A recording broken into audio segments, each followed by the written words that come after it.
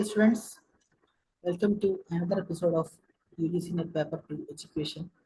ഇന്ന് നമ്മൾ എഡ്യൂക്കേഷൻ്റെ പേപ്പറിലെ വളരെ പ്രധാനപ്പെട്ട സെക്കൻഡ് യൂണിറ്റ് ആയിട്ടുള്ള history, politics and economics of education എന്ന് പറയുന്ന ഒരു ഏരിയയാണ് നമ്മൾ നോക്കുന്നത്. അതിൽ തന്നെ കോത്താരി എഡ്യൂക്കേഷൻ കമ്മീഷൻ 1964-66 ഈ ഒരു ചാപ്റ്ററാണ് നമ്മൾ ഇന്ന് നോക്കുന്നത്.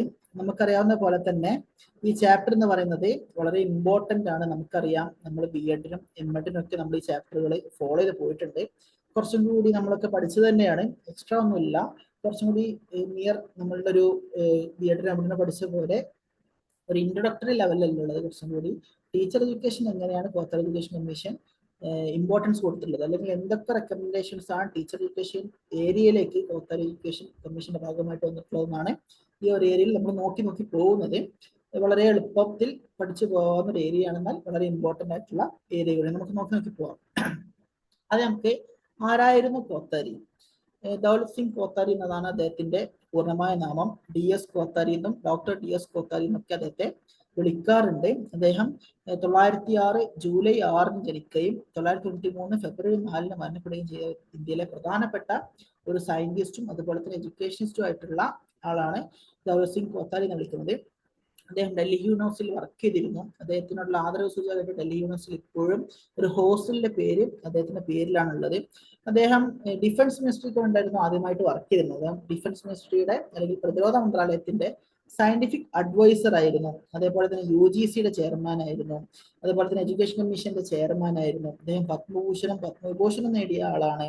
അദ്ദേഹം നമ്മളിന്ന് കാണുന്ന NCERT, national council for education research and training വിളിക്കുന്ന NCERTയുടെ രൂപീകരണത്തിൽ വളരെ ക്രൂഷ്യലായിട്ട് റോള് നിർവഹിച്ച ആളാണ് ഈ പറയപ്പെടുന്നത് ദൗലത് സിംഗ് കോത്താരി. അദ്ദേഹത്തെ വിളിച്ചിരുന്ന architect of defence science in India, ഇന്ത്യയിലെ ഡിഫൻസ് പ്രതിരോധ ശാസ്ത്രത്തിന്റെ ഉപജ്ഞാതാവ് അല്ലെങ്കിൽ എന്താണ് ഒരു ആർക്കിടെക്ട് എന്ന സ്വഭാവത്തിലാണ് അദ്ദേഹത്തെ വിളിച്ചിരുന്നത്. അദ്ദേഹത്തിനുള്ള ആദരവ് സൂചകമായിട്ട് ഇന്ത്യ ഗവൺമെന്റ് അദ്ദേഹത്തിന്റെ പേരിൽ 2011 ഒരു സ്റ്റാമ്പ് ഒക്കെ പുറത്തിറങ്ങി. സൈഡിൽ അതിന്റെ ഫോട്ടോസ് ഒക്കെ കൊടുത്തിട്ടുണ്ട്.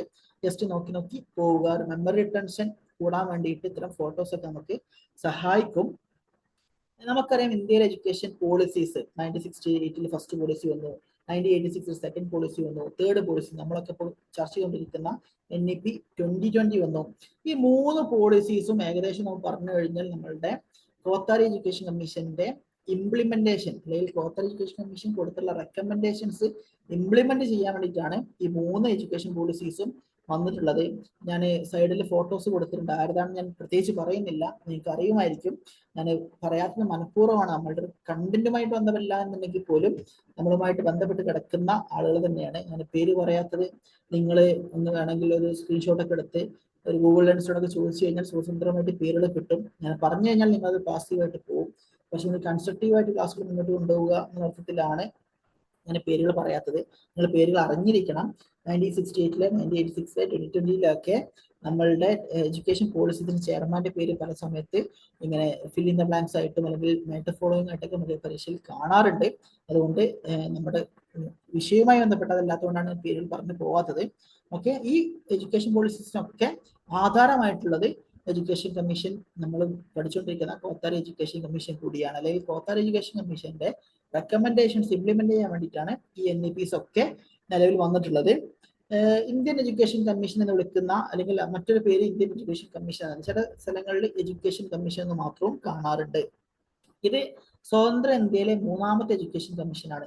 ആദ്യത്തെ എഡ്യൂക്കേഷൻ കമ്മീഷനാണ് university education commission. 1948 doctor S Radhakrishnan chairman ആയിട്ടുള്ളതാണ് സ്വതന്ത്ര ഇന്ത്യയിലെ ആദ്യത്തെ എഡ്യൂക്കേഷൻ കമ്മീഷൻ. ശേഷം 1952 ഡോക്ടർ ലക്ഷ്മണസ്വാമി മുതലിയാർ ചെയർമാൻ ആയിട്ടുള്ള സെക്കൻഡറി എഡ്യൂക്കേഷൻ കമ്മീഷൻ വന്നു. ഈ 2 എഡ്യൂക്കേഷൻ കമ്മീഷൻസും ഒരു പർട്ടിക്കുലർ ഏരിയക്ക് വേണ്ടി അല്ലെങ്കിൽ particular area of agency of എഡ്യൂക്കേഷന് വേണ്ടി മാത്രമായിരുന്നു ഉണ്ടായിരുന്നത്. യൂണിവേഴ്സിറ്റി എഡ്യൂക്കേഷൻ കമ്മീഷൻ കുറച്ചും കൂടി ഹയർ എഡ്യൂക്കേഷനെ ഫോക്കസ് ചെയ്തിട്ടാണ് ഉണ്ടായിരുന്നത്. സെക്കൻഡറി എഡ്യൂക്കേഷൻ കമ്മീഷൻ നമ്മുടെ നാട്ടിലെ സെക്കൻഡറി ലെവൽ ഓഫ് എഡ്യൂക്കേഷൻ അതിനുമായി ബന്ധപ്പെട്ടായിരുന്നു ഈ 2 കമ്മീഷൻ വന്നിരുന്നത്. പക്ഷേ കോത്താരി എഡ്യൂക്കേഷൻ കമ്മീഷൻ ഇതിന് ശേഷം വരുന്ന 3ാമത്തെ എഡ്യൂക്കേഷൻ കമ്മീഷൻ വിളിക്കുന്നത് ഓൾ ഓവർ എഡ്യൂക്കേഷൻ എക്സ്പെർട്സ് അല്ലെങ്കിൽ എല്ലാ എഡ്യൂക്കേഷൻ എക്സ്പെർട്സിനെയും കൊള്ളിക്കുന്നതായിരുന്നു കോത്താരി എഡ്യൂക്കേഷൻ കമ്മീഷൻ. അതൊരു പർട്ടിക്കുലർ ഏരിയക്ക് വേണ്ടി മാത്രമായിട്ടല്ല ഉണ്ടായിരുന്നത്. അതുകൊണ്ടാണ് ഇതിനുശേഷം വന്നിട്ടുള്ള NEPകളൊക്കെ കോത്താരി എഡ്യൂക്കേഷൻ കമ്മീഷൻ നടപ്പിൽ വരുത്താൻ വേണ്ടി അല്ലെങ്കിൽ കോത്താരി എഡ്യൂക്കേഷൻ കമ്മീഷൻ പറഞ്ഞിട്ടുള്ള റെക്കമെൻഡേഷൻസ് നടപ്പിൽ വരുത്താൻ വേണ്ടിയിട്ട് കൊണ്ടുവന്നിട്ടുള്ളത്. അതായത് ഒന്നാമത് to examine all aspects of education sector in India. ഇതായിരുന്നു ഒന്നാമത്തെ ലക്ഷ്യം. ഇന്ത്യയിലെ എല്ലാ എഡ്യൂക്കേഷൻ സെക്ടറിന്റെ എല്ലാ ആസ്പെക്ട്സും പഠിക്കുക. അതുപോലെ തന്നെ എഡ്യൂക്കേഷൻ പാറ്റേൺ ഉണ്ടായിരിക്കുക. നമ്മൾ 10+2+3 അല്ലെങ്കിൽ 4+5+2 എന്നൊക്കെ നമ്മൾ വിളിക്കുന്ന ഇന്ന് കാണുന്ന പാറ്റേൺസ് ഉണ്ടല്ലോ, ഈ പാറ്റേൺ നമുക്ക് സ്വതന്ത്ര ഇന്ത്യയിൽ ഇല്ലായിരുന്നു. അങ്ങനെയാണ് എന്ത് ചെയ്യുന്നത്, ഒരു പാറ്റേൺ ഉണ്ടാക്കാൻ വേണ്ടി കോത്താരി കമ്മീഷൻ വരുന്നത്. അതുപോലെ തന്നെ ഇന്ത്യയിലെ എഡ്യൂക്കേഷൻ മേഖലയിൽ ഡെവലപ്മെന്റ് ഉണ്ടാക്കാൻ വേണ്ടിയിട്ടുള്ള ഗൈഡ് ലൈൻസും പോളിസീസും ഒക്കെ അവതരിപ്പിക്കുക എന്നുള്ളതൊക്കെ കോത്താരി എഡ്യൂക്കേഷൻ കമ്മീഷന്റെ ഒബ്ജക്റ്റീവ്സ് ആയിരുന്നു. അല്ലെങ്കിൽ ഈ ആവശ്യങ്ങളൊക്കെ നിറവേറ്റാൻ വേണ്ടിയിട്ടാണ് കോത്താരി എഡ്യൂക്കേഷൻ കമ്മീഷൻ 1964 നിലവിൽ വരുന്നത്. Doctor DS Kothari, doctor Daulat Singh Kothari ആയിരുന്നു അന്നത്തെ UGCയുടെ ചെയർമാൻ. അന്നത്തെ UGC ചെയർമാൻ ആയിട്ടുള്ള ഡോക്ടർ DS കോത്താരിയാണ് ഗവൺമെന്റ് ഇങ്ങനെ എഡ്യൂക്കേഷൻ കമ്മീഷൻ നിർമ്മിക്കാൻ വേണ്ടിയിട്ട് ചുമതലപ്പെടുന്നത്. 1964 ജൂലൈ 14 ഈ ഒരു കമ്മീഷൻ നിലവിൽ വരുന്നത്. പക്ഷെ അവര് 1964 ഒക്ടോബർ 2 ഗാന്ധി ജയന്തി ദിനത്തിലാണ് കോത്താരി കമ്മീഷൻ വർക്ക് സ്റ്റാർട്ട് ചെയ്യുന്നത്. ഓക്കെ, ഗാന്ധിജിയോടുള്ള കോത്താരിയുടെ വല്ലാത്തമായിട്ടുള്ള അഭിനിവേശമായിരുന്നു കാരണം എന്നൊക്കെ പല പുസ്തകങ്ങളിലും കാണുന്നുണ്ട്. ശേഷം 2 വർഷത്തിന് ശേഷം 1966 ജൂൺ 29 കോത്താരി കമ്മീഷൻ അന്നത്തെ പ്രധാന വിദ്യാഭ്യാസ മന്ത്രിക്ക് വേണ്ടിയിട്ട് എന്ത് ചെയ്യുന്നത്, ഈ റിപ്പോർട്ട് സബ്മിറ്റ് ചെയ്യുന്നത്.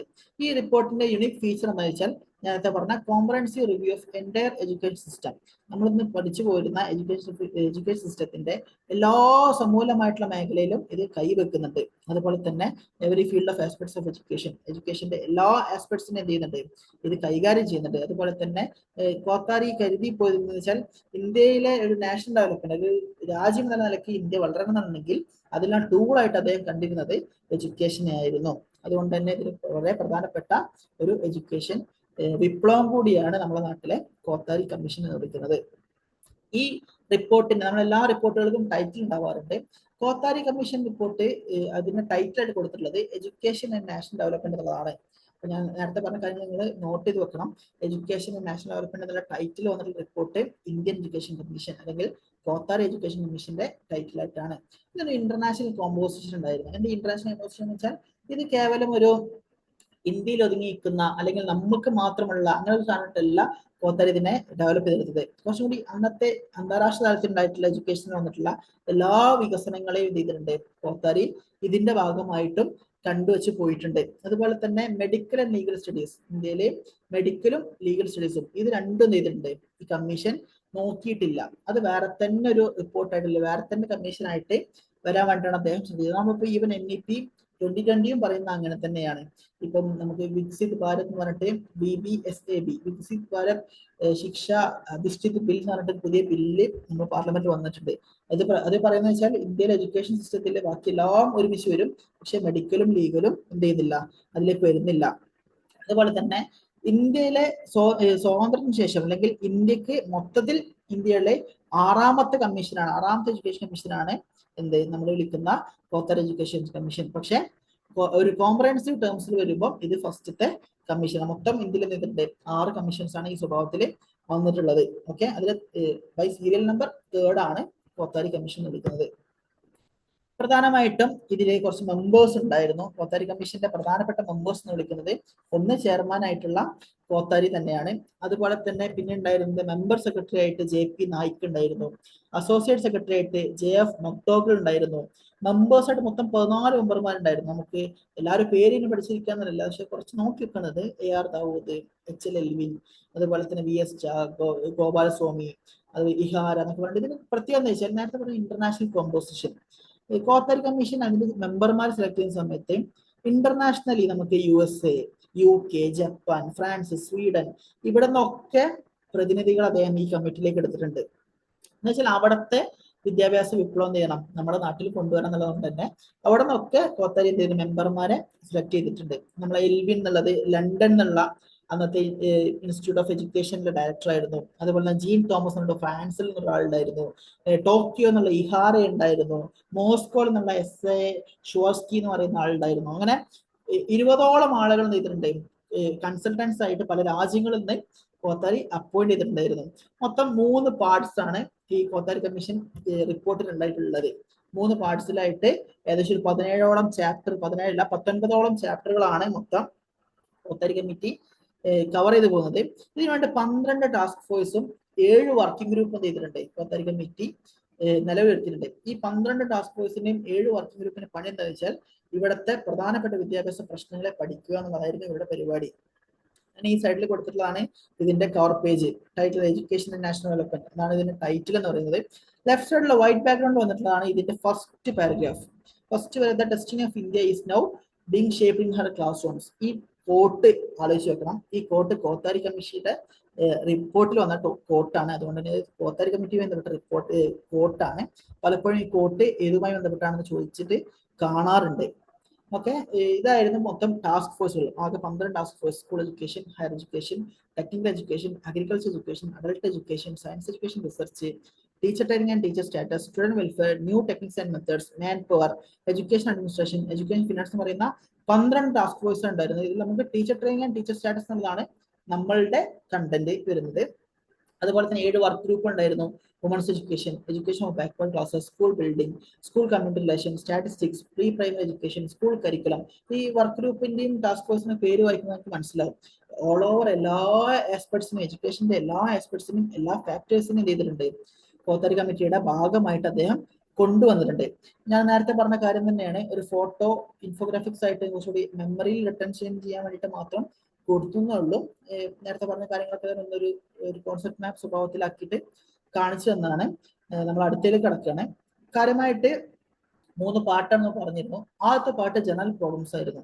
അതിൽ വന്ന ചാപ്റ്റേഴ്സ് ആണ് 6 ചാപ്റ്റേഴ്സ്. എഡ്യൂക്കേഷൻ തൊട്ട് ഈക്വലൈസേഷൻ വരെ അവസാനിപ്പിക്കുന്ന 6 ചാപ്റ്ററുകളാണോ അതിൻ്റെ അകത്ത് ഉണ്ടായിരുന്നത്.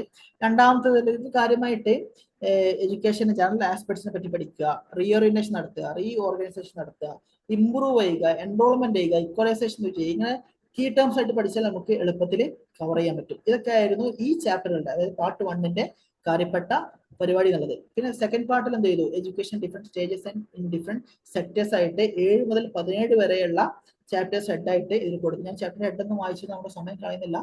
നോക്കി പോകണം ഏത് ചാപ്റ്റർ ഏത് പാർട്ടിലാണ് വരുന്നത് എന്നുള്ളതിന്റെ കൃത്യമായിട്ട് ധാരണ നിങ്ങൾക്ക് ഉണ്ടാവണം. 7 മുതൽ 17 വരെയുള്ള ചാപ്റ്റേഴ്സ് കാര്യമായിട്ട് ഡിഫറെന്റ് സ്റ്റേജസ് ഓഫ് എഡ്യൂക്കേഷൻ ആണ് കാര്യമായിട്ട് പറയുന്നത്. അതുപോലെ തന്നെ 7 മുതൽ 10 വരെയുള്ളത് സ്കൂൾ എഡ്യൂക്കേഷനുമായി ബന്ധപ്പെട്ട കാര്യങ്ങളാണ് വരുന്നത്. ശേഷം 11 മുതൽ 13 വരെ വരുന്നത് ഹയർ എഡ്യൂക്കേഷനുമായി ബന്ധപ്പെട്ട കാര്യങ്ങളാണ്. 14ഉം 15ഉം വരുന്നത് അഗ്രികൾച്ചർ എഡ്യൂക്കേഷനും ടെക്നിക്കൽ എഡ്യൂക്കേഷനും വൊക്കേഷണൽ എഡ്യൂക്കേഷനുമായി ബന്ധപ്പെട്ട കാര്യമാണ്. ചാപ്റ്റർ 16 വരുന്നത് സയൻസ് എഡ്യൂക്കേഷൻ റിസർച്ച് ആണ്. 17 വരുന്നത് അഡൽട്ട് എഡ്യൂക്കേഷന്റെ പ്രശ്നങ്ങളെ പറ്റിയിട്ടാണ്. ഓരോ ചാപ്റ്ററും എന്താണ് പറയുന്നത് എന്നുള്ളതൊക്കെ കൃത്യമായിട്ട് നോക്കി വെച്ച് പോവണം.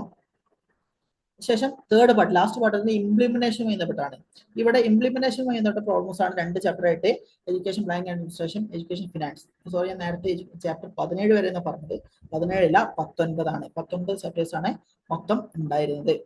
ഇനി എന്തൊക്കെയാണ് മേജർ റെക്കമെൻഡേഷൻസ് ടീച്ചർ എഡ്യൂക്കേഷനുമായി ബന്ധപ്പെട്ട് കോത്താരി കമ്മിറ്റിയിൽ വന്നിട്ടുള്ള മേജർ റെക്കമെൻഡേഷൻസ് എന്തൊക്കെയാണ് നോക്കാം. ഒന്നാമത്തെ ഇതാണ് നമുക്ക് കാര്യമായിട്ട് പഠിക്കാനുള്ളത്. ഇതിനാണ് ഈ ഏരിയയിൽ നിന്നാണ് നമുക്ക് കാര്യമായിട്ട് വരാറുള്ളത്. Removing isolation of teacher training from the main academic life. നേരത്തെ ഉണ്ടായിരുന്നത് മെയിൻ അക്കാഡമിക് ലൈഫിൽ ചുരുണ്ട് കൂടി കിടക്കുന്ന ഒരു ഏരിയ ആയിട്ടായിരുന്നു ടീച്ചർ ട്രെയിനിങ് ഉണ്ടായിരുന്നത്. പക്ഷെ അത് മാറിയിട്ടും ചെയ്തു. ഇതൊരു സെപ്പറേറ്റ് അല്ല, ഇത് നമ്മളുടെ അക്കാഡമിക് ട്രെയിനിങ്ങിന്റെ ഭാഗമായിട്ട്, അല്ലെങ്കിൽ ഒരു പ്രോപ്പർ അക്കാഡമിക് ലൈഫിന്റെ ഭാഗമായിട്ട് ഇത് മാറണമെന്ന് കോത്താരി കമ്മിറ്റി വാശി പിടിച്ചിട്ടുണ്ട്. അതുപോലെ തന്നെ ടീച്ചർ ട്രെയിനിങ് ഫെസിലിറ്റീസ് എക്സ്പാൻഡ് ചെയ്തു. പിന്നെ അതുപോലെ തന്നെ എല്ലാ ടീച്ചേഴ്സിനുള്ള കണ്ടിന്യൂയിങ് പ്രൊഫഷണൽ എഡ്യൂക്കേഷൻ, അതായത് നമ്മൾ ഇൻ ടീച്ചർ എഡ്യൂക്കേഷൻ, അതുപോലെ തന്നെ പ്രീ ടീച്ചർ എഡ്യൂക്കേഷൻ ഒക്കെ വിളിക്കാറുണ്ടല്ലോ, അതൊക്കെ അദ്ദേഹത്തിന് പ്രൊവിഷൻ ആയിട്ട് അദ്ദേഹം കൊടുത്തിട്ടുണ്ട്. അതുപോലെ തന്നെ creating appropriate agencies four maintenance of standards both of the centres and States. കേന്ദ്രത്തിലും സംസ്ഥാനങ്ങളും എന്ത് ചെയ്തു? ഈ മെയിൻ്റനൻസിനുള്ള ഏജൻസീസ് അദ്ദേഹം കൊണ്ടുവന്നു. പിന്നെ അതുപോലെ തന്നെ education should be treated as discipline and should be introduced as an option subject at BA and MA level. Education അങ്ങനെ വേറെ ആരുടെയോ ആളി കിടക്കുന്ന ഒരു പശുവായിട്ടല്ല കോത്താരി കമ്മിറ്റി കൊണ്ടുവന്നത്.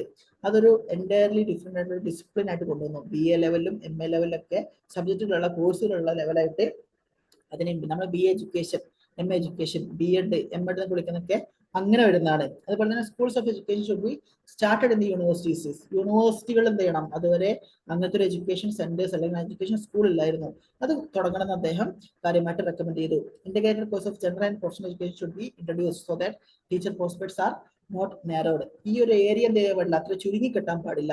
ഇന്റഗ്രേറ്റഡ് കോഴ്സുകൾ വരണം, അതുപോലെ തന്നെ പ്രൊഫഷണൽ എഡ്യൂക്കേഷൻ സെന്റേഴ്സ് ഒക്കെ വരണമെന്നൊക്കെ അദ്ദേഹം ഈ കാര്യമായിട്ട് റെക്കമെൻഡ് ചെയ്തിട്ടുണ്ട്.